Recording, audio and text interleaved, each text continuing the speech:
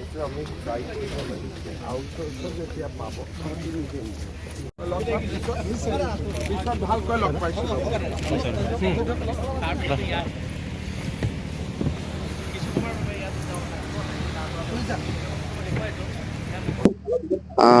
ঐতিহ্যমণ্ডিত জোঙাল বলহু গড়ক বা গোটেই যিটো ঐতিহ্য ক্ষেত্ৰ আছে তাক সুন্দৰকৈ সজাই পৰাই তোলাৰ বাবে অসম চৰকাৰে পৰ্যটন বিভাগৰ জৰিয়তে প্ৰায় 50 কোটি টকা খৰচ কৰি এখন আঁচনি হাতত লৈছিলে। আজিৰ পৰা 2 বছৰ আগতে আঁচনিখনৰ মই আধাৰশিলা স্থাপন কৰিছিলোঁ আৰু বৰ্তমান যিটো ধৰণে কাম আগবাঢ়িছে ইয়াৰ প্ৰথম পৰ্যায়ৰ কাম আমি অহা বছৰত সামৰণি মাৰিব পাৰিম। আজি মই কামখিনি এবাৰ চালোঁ নিজে।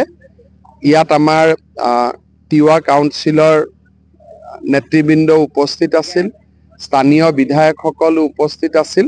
এটা আমি পৰ্যবেক্ষণ কৰি প্ৰজেক্টটোক আৰু কি কৰিব লাগিব, নতুন কি এলিমেণ্ট আনিব লাগিব, তিৱাৰ পৰম্পৰাগত ডেকা চাং টঙি ঘৰ এইবিলাক কেনেকৈ আমি বনাব লাগিব, এই গোটেইবিলাক আলোচনা কৰিছোঁ।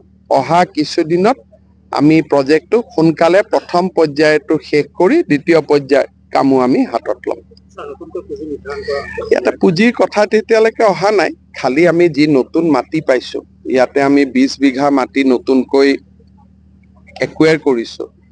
নতুন মাটিত যাবৰ কাৰণে বা আৰু কিবা এলিমেণ্ট গোট খাই থাকিলে তেতিয়া টকা পইচাৰ কথা হ'ব, কিন্তু বৰ্তমান প্ৰজেক্টটো যাতে ভাল হয় আমি সেইটোৰ প্ৰতি চাই আছোঁ। ৰাজনৈতিক বিষয়টো চৰ্চিত হৈ আছে বিজেপিৰ পৰা কংগ্ৰেছলৈ।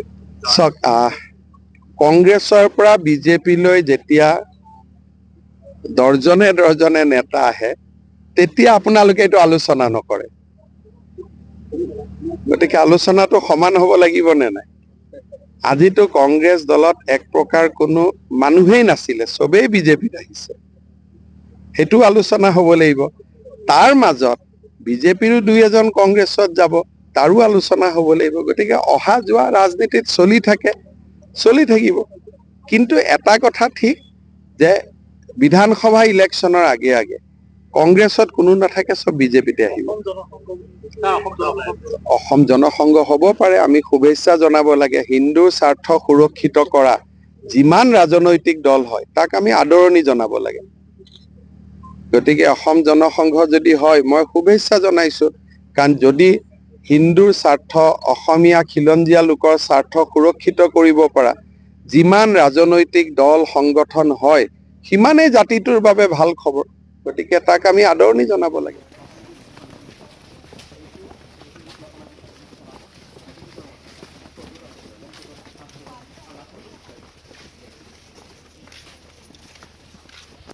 কিন্তু এবাৰ ড্ৰয়িংটো ৰিভিউ কৰি ল'লে সেইটো ABC এই মাটিখিনি আমি নতুনকৈ পাইছোঁ, সেইখিনি আমি কৰিলোঁ। 14টা এটা কিমান টোটেল 32। এইটো আৰু এইটো খুব ক্ল'জ হ'ল, গোটেই ব্লকটো এইটো অলপ বেলেগ ধৰণে চাই ল'ব তেতিয়াহ'লে বস্তুটো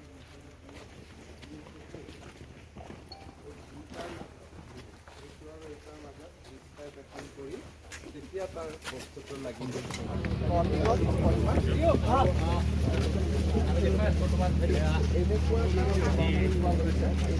মুখ্যমন্ত্ৰীগৰাকী আহি পেলাই উপস্থিত হৈছেহি আৰু তেওঁ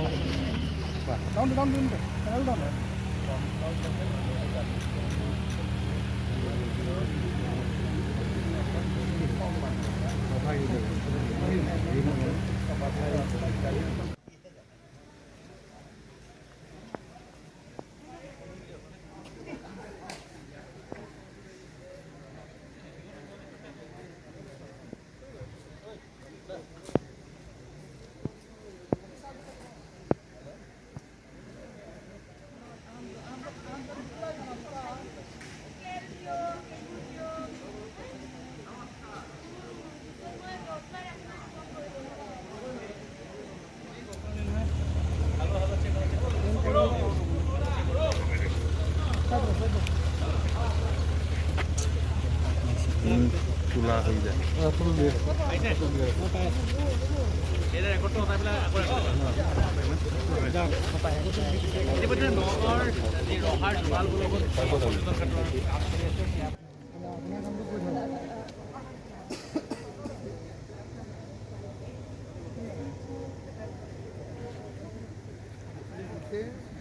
পৰ্যটন আহি যাব আমি বহুত টাইম ৰখি